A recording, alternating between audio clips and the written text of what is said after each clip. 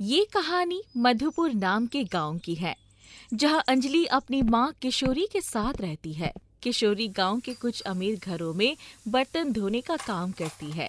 एक दिन गांव के मुखिया का लड़का समीर शहर से गांव आता है। वो बहुत ही घमंडी होता है। एक दिन जब अंजलि अपनी माँ के साथ बाजार आ रही होती है, तभी समीर अपनी कार से दोनों के ऊपर कीचड़ उछाल देता है।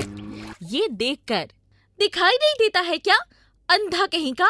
ये सुनते ही किशोरी अपनी बेटी को रोकते हुए बोलती है, बेटी ऐसा मत कहो, वो मुखिया जी का बेटा है, कल ही शहर से गांव आया है।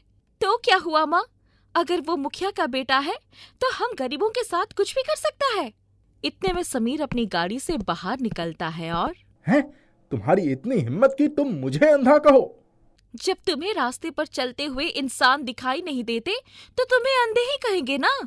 ये सुनकर तुम्हें तो मैं सबक सिखाता हूँ। समीर घर जाकर अपने पिता को सारी बातें बताता है। ये सब सुनकर मुखिया जी गुस्से में कहते हैं, इतनी हिम्मत उस लड़की की, मैं उसे और उसकी माँ दोनों को सबक सिखाता हूँ। अगले दिन मुखिया के कहने पर किशोरी को सब अपने घर के काम पर आने के लिए मना कर देते हैं। ये सब सुनकर किशोरी और अंजलि दोनों बहुत दुखी हो जाते हैं। दुखी होकर, माँ अब हम क्या करेंगे? बेटी तू चिंता मत कर। भूखे प्यासे दोनों चल रही होती है। तभी किशोरी को एक ढाबा दिखाई देता है और वो ढाबे के पास जाती है और वहाँ काम मांगती है। ढाबे का मालिक उसे काम दे देता है। किशोरी काम करके ढाबे से खाना लेके आती है और अंजलि को देती है। तभी वहाँ एक पागल औरत आती है और भूख लगी है, कुछ खाने को दे दे।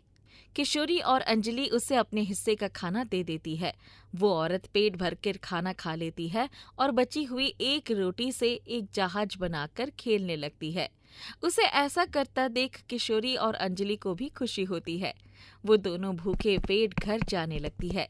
तभी वो औरत अंजलि के हाथों में वो रोटी का जहाज रख देती है। उसे देखकर, इसे आप ही रख लो, जब भूख लगेगी तो फिर से खा लेना। नहीं नहीं, इसे तू ही रख ले। ऐसा कहकर हंसते हुए वो औरत वहां से चली जाती है। अंजलि और किशोरी उस रोटी जहाज को लेके घर की तरफ चल रही होती है।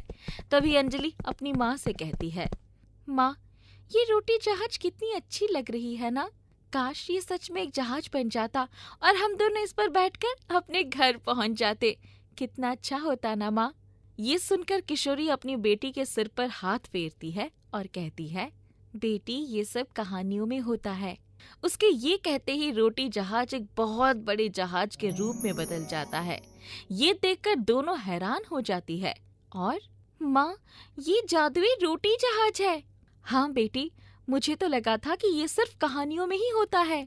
माँ की बात सुनकर, माँ चलो जल्दी से इस रोटी जहाज में बैठ जाते हैं। उसके बाद दोनों उस जादुई जहाज रोटी में बैठ जाती है और अपने घर आ जाती है। जादुई रोटी जहाज से उतरते ही वो जादुई रोटी जहाज वापस अपने छोटे आकार में बदल जाता है। अंजलि उसे उठाकर कहती है, जादुई रोटी जहाज, हमें भूख लगी है, हमारे खाने के लिए अच्छे अच्छे पकवान ले आओ। उसके कहते ही जादुई रोटी जहाज के अंदर से अलग अलग पकवान आ जाते हैं। दोनों बहुत खुश हो जाती है और जल्दी से सारा खाना खाने लगती है। अगले दिन से दोनों की सारी परेशानी दूर हो जाती है। दोनों खुशी खुशी रहने लगती है। एक दिन अचानक गांव में बहुत बारिश होने लगती है। गांव के नदी के पानी का बहाव बहुत बढ़ जाता है और उसमें गांव के कुछ डूबने लगते हैं। तभी वहां से एक आदमी मदद के लिए चिल्लाते हुए भागता है। ये सुनकर, बेटी हमें इन लोगों की मदद करनी चाहिए। ठीक है माँ, चलिए। अंजलि जादुई रोटी जहाज को अपना जादू दिखाने को बोलती है और उसके बोलते ही जादुई रोटी जहाज बहुत बड़ी रोटी जहाज में बदल जाती है। दोनों जल्दी से उसमें बैठकर नदी के पास जाती है और उन लोगों की जान बचा लेती है। इस वजह से अब पूरे गांव में सारे लोग दोनों की खूब प्रशंसा करने लगते हैं। ये खबर समीर को भी सुनाई देती है। समीर अपने दोस्त अमित के पास जाता है और, भाई अमित, हमें वो जादुई रोटी जहाज को उन गरीब माँ बेटी से चुरा लेना चाहिए। उसके बाद दोनों अंजलि और किशोरी के घर जाते हैं। दोनों उस समय सो रही होती है। समीर जादुई रोटी जहाज को उठाकर अपने हाथ में ले लेता है और, दोस्त देख, आखिर ये जादुई रोटी जहाज हमारी ही हो गई। दोनों उस रोटी जहाज को लेके भाग जाते हैं। थोड़ी ही बाद मुखिया जी चिल्लाते हुए अंजलि और किशोरी के घर आते हैं और किशोरी, किशोरी, मेरे बेटे की जान बचा लो। मुखिया की बात सुनकर काका क्या हुआ आपके बेटे को? मुखिया कुछ नहीं कह पाता है और दोनों को अपने घर के बाहर लेके आता है और वहाँ समीर अपने दोस्त के साथ ऊपर आसमान में जादुई रोटी जहाज में खड़ा होता है और मदद के लिए चिल्ला रहा होता है।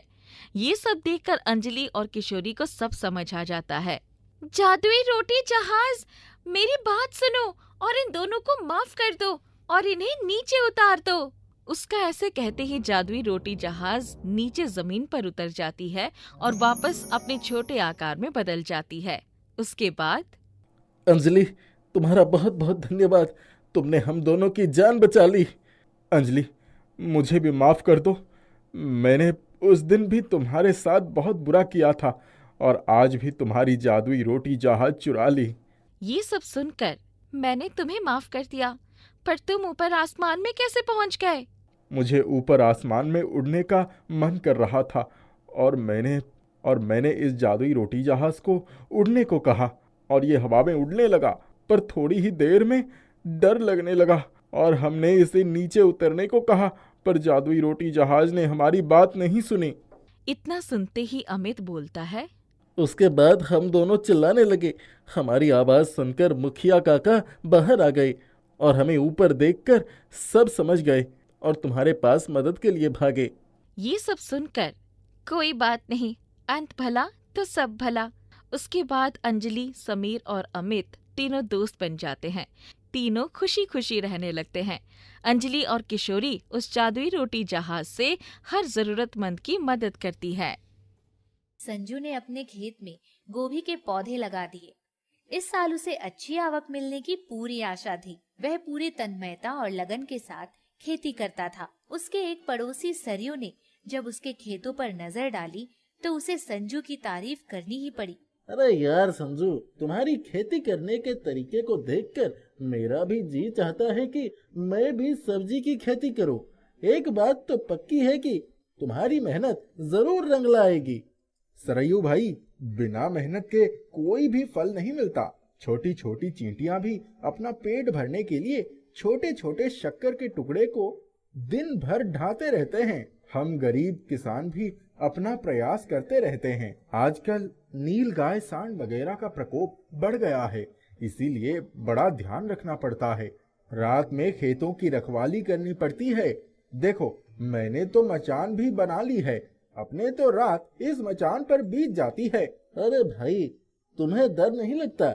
यहाँ पास में जंगल में जंगली जानवर भी रहते हैं। भैया, हम भी लाठी लेकर तैयारी में रहते हैं। डर कर घर में बैठने से तो काम होना ही अच्छा है। अरे लगे रहो संजू भाई, हम भी अपने खेतों के रुख के लिए एक आदमी नियुक्त कर देते हैं। आगे भगवान मालिक हैं। संजू के खेतों में गोभी के पौधे कुछ और बड़े हुए। यह देखकर वह बहुत खुश होता है। एक दिन उसे जोरदार बुखार आता है। उसने अपनी पत्नी राधा से खेत पर जाने में असमर्थता जताई। राधा, आज बुखार से बदन टूट रहा है, उठने की हिम्मत नहीं है। मैं काढ़ा बना देती हूँ, पहले कुछ खा लीजिए फिर पी लीजिएगा, आपको आराम मिलेगा। रोज रोज दिन रात परेशान होते हैं, यह रात दिन की परेशानी कितने दिनों तक झेलेंगे? राधा, यही खेती तो हमारे जीने का सहारा है। परेशानी तो उठानी ही पड़ती है। दवा पीकर खेत पर चला जाऊंगा। खाना खिला देती हूँ और काढ़ा बना देती हूँ, पीकर चुपचाप आराम कीजिए। संजू खा पीकर दवाई लेकर लेटा हुआ था। अचानक उसने लाठी उठाई और खेत पर जाने के लिए खड़ा हुआ। वह जब घर से निकला तो चल नहीं पाया और चक्कर खाकर गिर गया। आवाज सुनकर राधा दौड़ी आई। उसने संजू को सहारा दिया और घर में लाकर खाट पर लिटा दिया। क्या जरूरत थी तपते बुखार में बाहर जाने की? अगर नहीं जाओगे तो क्या आफत आ जाएगी? जो होगा देखा जाएगा। जान है तो जहान है। संजू की हिम्मत भी जवाब दे चुकी थी। वह कुछ न बोल पाया और चुपचाप सो गया। दूसरे दिन संजू जब अपने खेत देखने पहुंचा तो वहां का दृश्य देखकर ठगा सा रह गया। उसके आंसू रुकने का नाम ही नहीं ले रहे थे। सारी खेती जानवरों ने चरकर साफ कर दी। सरयू भी वहां आ पहुंचा। अरे रे रे रे रे, ये तो बहुत बुरा हुआ, पूरा खेत साफ कर दिया। मैंने सुना था तुम्हें बहुत जोरों का बुखार आया था, इसीलिए रात को मचान खाली दिखाई पड़ी थी। मैंने सोचा कि कहीं चले गए होगे। सरयू वहां से गया। इतने में गांव का किसान भोला वहां आ पहुंचा। शंकु भैया, आज सवेरे मैंने ही सरयू को बहुत डांटा था। उसने आपके खेत में सारे सांडों को हाँक दिया था। मैंने कहा तो उसने उत्तर दिया कि अपना अपना नसीब है, आज इन सांडों को भी अपने नसीब का खा लेने दो। सरयू आपसे बहुत जलता है। संजू दुखी मन से खेत के अंदर जाता है और चारों तरफ नजर दौड़ाता है। उसे एक जगह सफेद चीज चमकती हुई दिखाई देती है। वह पास चला गया तो उसने देखा एक पौधे में गोभी के फूल आ रहे थे। अरे ये क्या, ये तो जैसे चांदी के फूल हैं। हे भगवान, ये कैसा चमत्कार है, ये गोभी मेरे खेत में कैसे आ गई। संजू दौड़कर घर गया और अपनी पत्नी राधा को बुलाया। दोनों ने जब देखा तब चांदी का गोभी का फूल बहुत बड़ा हो चुका था। हाय दैया, मैं यह क्या देख रही हूँ? यह तो शुद्ध चांदी है। भगवान ने तो हमारी चांदी कर दी। हे भगवान, एक नुकसान के बदले इतना सब कुछ दे रहे हो। क्या मुझ गरीब की परीक्षा ले रहे हो? अब बहुत हो चुका, मैं खेती में मेहनत करूंगा, आप तो मेरी रक्षा करेंगे, ये पक्का विश्वास हो गया है। उस चांदी की गोभी को लेकर दोनों घर आ गए। वह शुद्ध चांदी थी। उसे बाजार में बेचकर बहुत सारे पैसे मिले। उन दोनों की खुशी की सीमा नहीं थी। दूसरे दिन जब संजू खेत में पहुंचा तो उसी गोभी के पौधे में से एक और चांदी का फूल देखकर खुशी से पागल हो गया। आसपास के पेड़ पौधे फिर से बड़े हो गए थे। जादुई गोभी ने उनकी जिंदगी बदल दी। संजू ने मेहनत से मुंह नहीं मोड़ा। संजू की माली हालत बहुत अच्छी हो गई। शानदार घर और उसके पास सामान सब कुछ बदल गया था। उसके पड़ोसी सरयू के सीने पर सांप लौटने लगे। उसने संजू की जादुई गोभी का चमत्कार देख लिया था। वह रात में गोभी के खेत में पहुंच गया। उसने चांदी का फूल तोड़ा और चुपचाप उसे लेकर घर आ गया। उसने अपनी पत्नी फूला को बुलाया। अरे फूला, इधर आओ, ये देखो चांदी की गोभी लाया हूँ। पूरे पगला गए हो? यह तालाब की माटी उठा लाए हो? हमसे चांदी बता रहे हो? अरे जब मैंने इसे तोड़ा तब चांदी था, अब मिट्टी कैसे हो गया? इतने में चांदी की गोभी घर के दरवाजे पर दिखाई पड़ी। उसमें से आवाज आई, मैं सच्ची मेहनती और ईमानदार संजू की गोभी हूँ। चोर और लालची के पास कभी नहीं रहूंगी। अब तुम माटी की गोभी के साथ रहो। मैं संजू के घर चली। इतना कहकर चांदी की गोभी उड़कर संजू के घर पहुँच गई। सरयू और फूला हाथ मलते रह गए। 16 साल का रमेश अपने माता पिता का इकलौता सहारा था। उसके माता पिता बहुत ही गरीब थे। घर पर 2 वक्त का खाना भी बहुत मुश्किल से मिलता था। रमेश के पिता मजदूरी का काम करते थे, जिसमें बहुत थोड़े पैसे मिलते थे, जिससे घर का खर्चा चलाना बहुत मुश्किल होता। एक दिन मजदूरी का काम करते समय रमेश के पिता को दिल का दौरा पड़ा और उनका देहांत हो गया। घर पर तो जैसे मुसीबतों का पहाड़ टूट पड़ा। हे भगवान, तू इतना निर्दयी कैसे हो सकता है? मेरे बच्चे के सर से उसके पिता का साया छीनकर तुझे क्या मिला? अब मेरा और मेरे बच्चे का क्या होगा? माँ, तू रो मत, मैं हूँ ना, मैं रखूंगा तेरा ख्याल। घर की जिम्मेदारी अब रमेश पर आ गई थी। रमेश काम की तलाश में मारा मारा फिरने लगता है। साहब, कुछ काम मिलेगा क्या? मुझे काम की बहुत जरूरत है। नहीं भाई, कोई काम नहीं है। भैया, कुछ काम मिलेगा क्या? मैं बहुत तकलीफ में हूँ, मुझे काम की बहुत जरूरत है। कोई काम नहीं है भाई। रमेश पूरा दिन यहाँ वहाँ मारा मारा फिरता है। वो एक ढाबे पर पहुँचता है। साहब, कुछ काम मिलेगा? मेरे घर में खाने को कुछ भी नहीं है, बहुत तकलीफ में हूँ साहब, कोई काम दे दो। काम तो है, मगर क्या तू कर लेगा? मैं सारा काम कर लूंगा साहब। ठीक है, तो कल से आ जाना। मुझे ढाबे पर साफ सफाई और बर्तन मांजने के लिए एक लड़का चाहिए, तो तू कल से आ जाइयो। जी शुक्रिया साहब, मैं कल सुबह जल्दी आ जाऊंगा। रमेश खुशी खुशी घर जाता है। माँ, मुझे काम मिल गया है। अरे वाह मेरे लाल, तो दिल लगाकर काम करना। अगले दिन रमेश ढाबे पर काम करना शुरू कर देता है। ढाबे का मालिक सुंदर बहुत ही गुस्से वाला था। वो छोटी छोटी बात पर रमेश को डांटता रहता था। अरे नालायक, ये कैसी सफाई हुई है?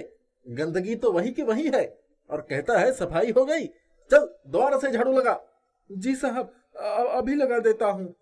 रमेश दिल लगाकर काम करता, लेकिन सुंदर उसे कोई ना कोई बहाना ढूंढकर डांटता रहता।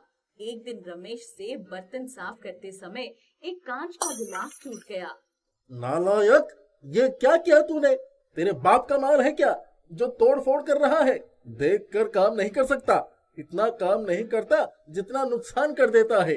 तेरे बस का नहीं है कोई काम करना। साहब, गलती हो गई साहब, माफ कर दो। ना बाबा ना, मैं अपना और नुकसान नहीं करवा सकता। ये ले अपना आज तक का हिसाब पकड़ और चल निकल यहाँ से। सुंदर रमेश को उसके कुछ दिन किए काम के पैसे देके ढाबे से निकाल देता है। रमेश दुखी मन से घर की ओर चल पड़ता है। माँ मेरे काम मिलने की खबर पर कितना खुश थी। अब उनसे घर जाकर क्या बताऊं कि मुझे काम से निकाल दिया गया। रास्ते में रमेश को एक रेहड़ी पर एक व्यक्ति पराठे बेचता दिखाई देता है। उसके पराठे की खुशबू दूर दूर तक आ रही थी। उसके पास बहुत भीड़ लगी थी। इसके पराठे बहुत स्वादिष्ट लगते हैं और भीड़ भी बहुत है इसके पास। ये तो पराठे बेचकर अच्छा पैसा कमा लेता है। क्यों ना इस पैसों से मैं अपना भी ऐसा ही कोई काम खोलूं। घर पहुंचकर रमेश अपनी माँ से पराठे बनाने की विधि पूछता है। अरे आज तुझे क्या हुआ? ढाबे पर पराठे बनाने का काम भी मिल गया क्या? रमेश अपनी माँ को सारी बात बताता है। बेटा, तू अपना ही कुछ काम करना चाहता है तो बहुत अच्छी बात है। मैं भी तेरे साथ हूँ। मेरे पास कुछ पैसे हैं, तो उन्हें भी अपने काम में इस्तेमाल कर ले। मैं तेरे साथ हूँ। मैं पराठे बनाने में तेरी मदद करूंगी। रमेश अगले दिन से ही अपनी पराठे की ठेली लगाने की तैयारी में जुट जाता है। रमेश की माँ भी उसका सहयोग करती है और जल्द ही वे लोग शहर के बाजार में ठेली लगाकर पराठे बेचने का काम शुरू कर देते हैं। रमेश की माँ पराठे बनाती और रमेश उन्हें ग्राहकों को परोस देता। धीरे धीरे उनका काम चलने लगा। अब तो उनके पास ग्राहकों की भीड़ लगी रहती। रमेश के पराठे पूरे नगर में प्रसिद्ध हो गए थे। रमेश की आमदनी अच्छी होने लगी। धीरे धीरे पैसे जोड़कर रमेश ने एक दुकान खरीद ली जिसका नाम था रमेश पराठे वाला। रमेश ने दुकान पर काम करने के लिए नौकर रख लिए। उसके दुकान पर हर प्रकार के पराठे मिलते। आलू पराठा, गोभी पराठा, पनीर पराठा, प्याज पराठा आदि। दूर दूर से लोग उसकी दुकान पर पराठे खाने आते। बेटा, तूने आज मेरा सर गर्व से ऊंचा कर दिया है। अपनी मेहनत और लगन से तूने बहुत तरक्की की है और मैं भगवान से प्रार्थना करूंगी कि तुझे यूं ही तरक्की दे और तू जिंदगी में बहुत आगे जाए। माँ, ये सब मैं इसीलिए कर पाया क्योंकि तुम मेरे साथ थी। इस दुकान बनने में केवल मेरी ही नहीं, तुम्हारी मेहनत भी है माँ। रमेश और उसकी माँ की मेहनत से उसकी दुकान हमेशा ग्राहकों से भरी रहती।